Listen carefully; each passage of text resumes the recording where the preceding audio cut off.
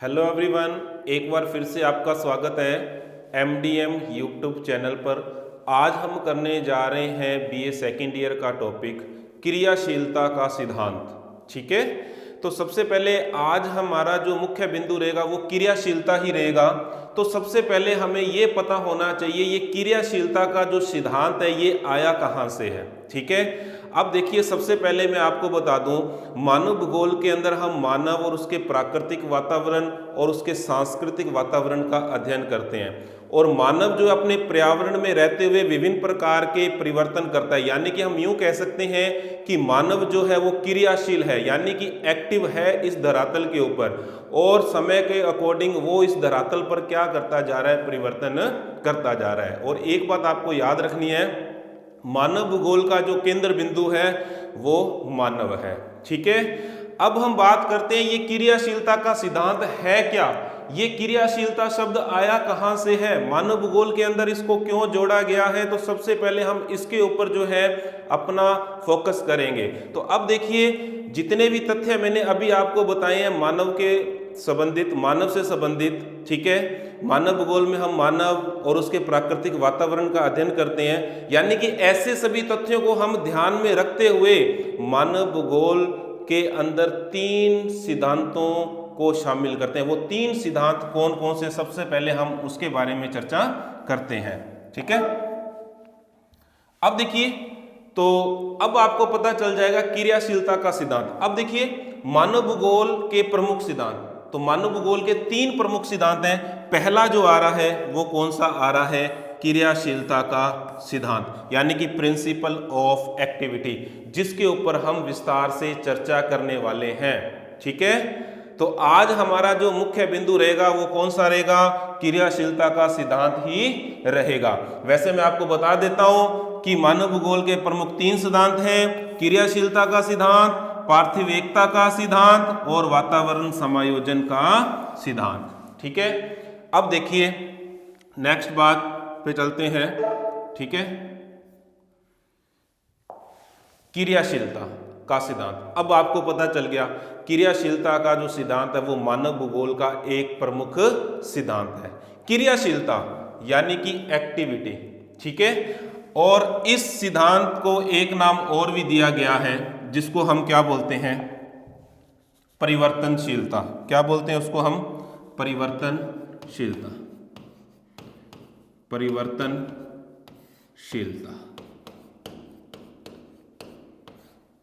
अब देखिए या तो क्रियाशीलता या परिवर्तनशीलता का सिद्धांत एक ही बात होती है। अब देखिए इस धरातल के ऊपर जो मानव रह रहा है, ठीक है, वो स्थिर नहीं है, स्थायी नहीं है, वो क्या है, एक एक्टिव है।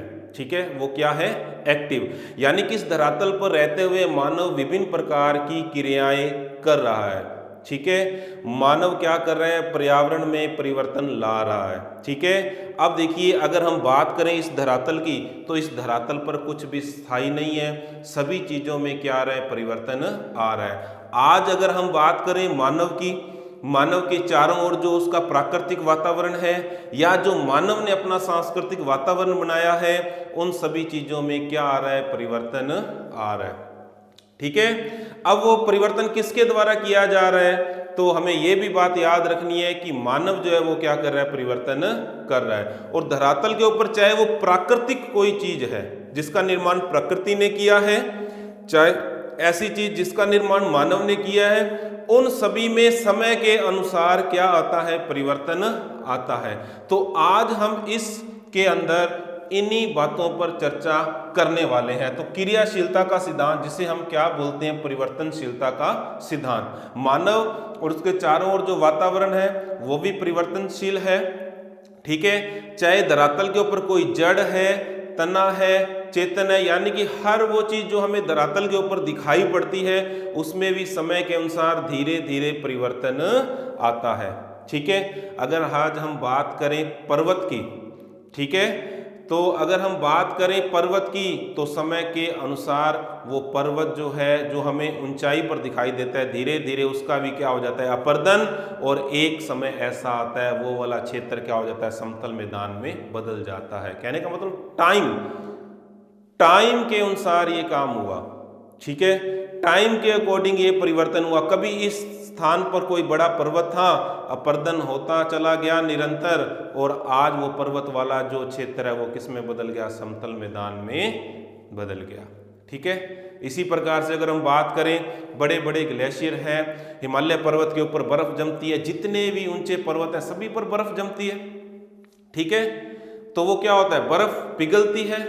ठीक है, पिघल कर नदियों के माध्यम से वो पिघला हुआ बर्फ जो होता है वो कहाँ पहुंच जाता है, नदियों के माध्यम से सागरों तक पहुंच जाता है। ठीक है, वायु दाब की पेटियों में परिवर्तन होता है। तो हम इस प्रकार से ये बात कह सकते हैं कि परिवर्तन प्रकृति का नियम है। ठीक है, परिवर्तन क्या है, प्रकृति का नियम। परिवर्तन होना प्रकृति में स्वाभाविक है।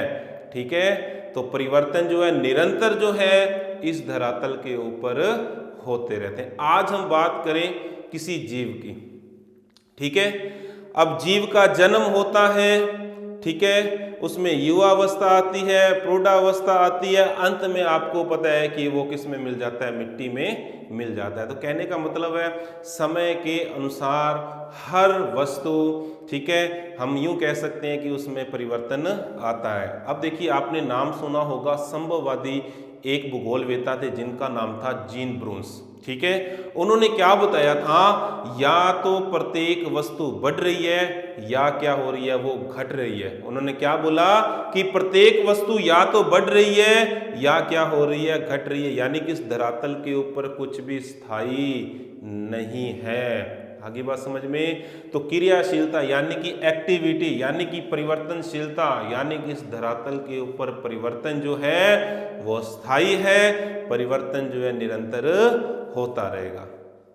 ठीक है, अब देखिए बहुत सारे कारण जो होते हैं परिवर्तन के होते हैं, उनके बारे में हम विस्तार से चर्चा करेंगे। ठीक है, लेकिन आज जो है हमने इस वीडियो के अंदर हमने किसके बारे में चर्चा की है, क्रियाशीलता के बारे में चर्चा की है। क्रियाशीलता, एक्टिविटी, ठीक है, चाहे मानव है, चाहे धरातल के ऊपर रहने वाले जीव जंतु हैं, ठीक है, चाहे प्रकृति ने जो उपहार जो यानी कि धरातल पर दिए हैं, उन सब में भी क्या आता है, परिवर्तन आता है। या तो वो खुद प्रकृति ने किए हैं या उन चीजों में परिवर्तन मानव ने कर दिए हैं। यानी कि हम यूं कह सकते हैं धरातल के ऊपर जो है मनुष्य जो है एक एक्टिव है। ठीक है, वो क्या कर रहा है, धीरे धीरे समय के अनुसार उसमें परिवर्तन कर रहा है, यानी कि परिवर्तन हो रहे हैं। ये तो नियम है प्रकृति का, ये क्या है, नियम। यानी कि जो कुछ भी इस धरातल के ऊपर हमें दिखाई देगा उसमें परिवर्तन होना निश्चित है। इसके मैंने कई उदाहरण जो आपको बताए हैं। ठीक है, अगर हम बात करें पेड़ पौधे वनस्पति की, तो इन सब चीज़ों में भी धीरे धीरे क्या आता है, परिवर्तन आता है। और अब देखिए, अगर हम बात करें किसकी, इस सिद्धांत को आगे बढ़ाएं, मैंने आपको ये बात बता दी भी जो भी चीज़ हमें इस धरातल के ऊपर दिखाई दे रही है उसमें परिवर्तन आता है, तो परिवर्तन के कई कारण भी होते हैं। ठीक है, कौन कौन से ऐसे कारण होते हैं जिनके कारण जो है धरातल में परिवर्तन आता है। तो परिवर्तन के लिए उत्तरदायी जो कारक हैं उनमें भौतिक शक्तियाँ आती है, जैविक शक्तियाँ आती है और मानव शक्तियाँ आती है। ठीक है, इन कारकों को 3 भागों में बांटा गया है। कौन कौन से, भौतिक कारक, जैविक कारक और मानव शक्तियाँ। ठीक है, जो इस धरातल के ऊपर क्या करती है, परिवर्तन लाती है। ठीक है, आपने एक बात को पक्का याद रखना है भी, परिवर्तन जो है प्रकृति का नियम है। ठीक है, हमें धरातल के ऊपर जितनी भी वस्तुएं, जितनी भी अगर हम बात करें चीज़ें जो दिखाई दे रही है, उन सभी में समय के अकॉर्डिंग क्या आता है, परिवर्तन आता है। परिवर्तन होना निश्चित है। ठीक है, अगर हम बात करें धरातल के ऊपर जलवायु जो है उसमें भी परिवर्तन आता है। वायुदाब की पेटियां, पवनों की जो पेटियां हैं उनमें भी परिवर्तन आता है। मैंने आपको बताया था ना, परिवर्तन यानी कि क्रियाशील है। अब देखिए सूर्य तप, ठीक है, वायुदाब पेटियां, ठीक है, पवन पेटियां, तो समय के अकॉर्डिंग जब सूर्य उत्तरायण होता है, दक्षिणायन होता है, तो इनमें परिवर्तन आता है। जलवायु, हर क्षेत्र की जलवायु अलग अलग होती है, ठीक है, कभी गर्मी आ जाती है, कभी सर्दी आ जाती है, उसमें भी परिवर्तन होता है। बर्फ की बात करें, कभी वो जल में बदल जाती है, कभी वो टेम्परेचर कम होने की वजह से ठोस अवस्था में बदल जाती है, परिवर्तन उसमें भी होता है। आगे बात समझ में। अगर हम बात करें पेड़ पौधों की, वनस्पतियों की, तो उनमें भी परिवर्तन होता है। तो हमें अब ये बात तो पता चल गई कि क्रियाशीलता का या परिवर्तनशीलता का जो सिद्धांत है वो हमें इस बात को स्पष्ट कर देता है कि धरातल के ऊपर जो भी हमें दिखाई दे रहा है उसमें समय के अकॉर्डिंग क्या आएगा, परिवर्तन आएगा। परिवर्तन होना स्वाभाविक है, निश्चित है। नेक्स्ट वीडियो के अंदर हम जो बात करेंगे परिवर्तन लाने वाले उत्तरदायी कारकों के बारे में बात करेंगे, ठीक है। अगर वीडियो अच्छा लगा हो तो लाइक करें, शेयर करें। नेक्स्ट वीडियो लेकर जल्द हाजिर होऊंगा, तब तक के लिए जय हिंद, जय भारत।